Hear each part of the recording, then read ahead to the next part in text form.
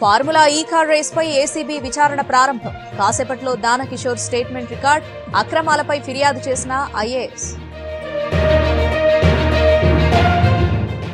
BRS ఎమ్మెల్యేలతో అసెంబ్లీకి KTR. Formula ఈ రేస్ విషయాన్ని సభలోనే తేల్చుకుంటామంటున్న గులాబీ నేతలు. ఇప్పటికే దీనిపై చర్చ పెట్టాలని వాయిదా తీర్మానం. రాజస్థాన్లోని జైపురంలో ఘోరం. పెట్రోల్ బంక్ సమీపంలో గ్యాస్ ట్యాంకర్లో చెలరేగిన మంటలు. 5గురు మృతి, 25 మందికి గాయాలు. అగ్ని ప్రమాదంలో 40కి పైగా వాహనాలు దగ్ధం.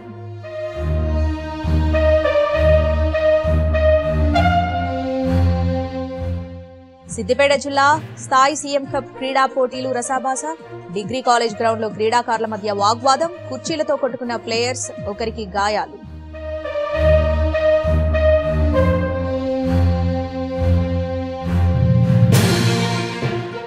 బంజారాహిల్స్ లో జలమండలి స్థలం కబ్జా. షేక్పేట్లో 2.20 ఎకరాల స్థలాన్ని కేటాయించిన ప్రభుత్వం. స్థలాన్ని కాపాడుకోవడంలో జలమండలి ఎస్టేట్ అధికారుల నిర్లక్ష్యం. నెల్లూరు జిల్లా వెంకటాపురం బాలుడికి జికా వైరస్ సోకలేదని డీఎంహెచ్ఓ నిర్ధారణ. చెన్నైలో చిన్నారికి చికిత్స. రక్త నమూనాలు పరీక్షించిన వైద్యులు.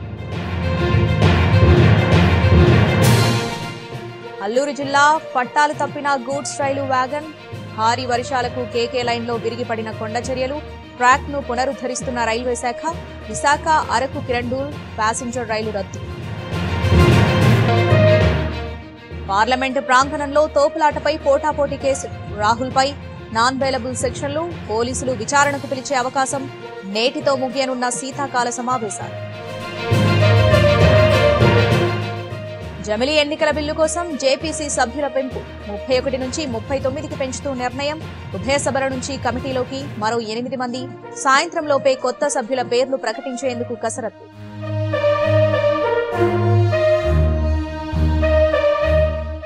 ఉత్తర భారతాన్ని కమ్మేసిన పొగమంచు. మంచుకు తోడు శీతల గాలులు వీస్తూ ఉండటంతో ఆందోళన ప్రజలు.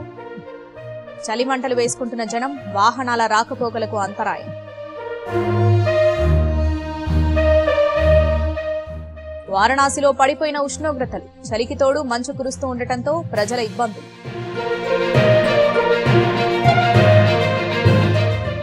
హర్యానాలోని గురుగ్రామ్లో భారీ అగ్ని ప్రమాదం.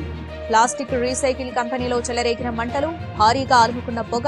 కొనసాగుతున్న సహాయక చర్యలు.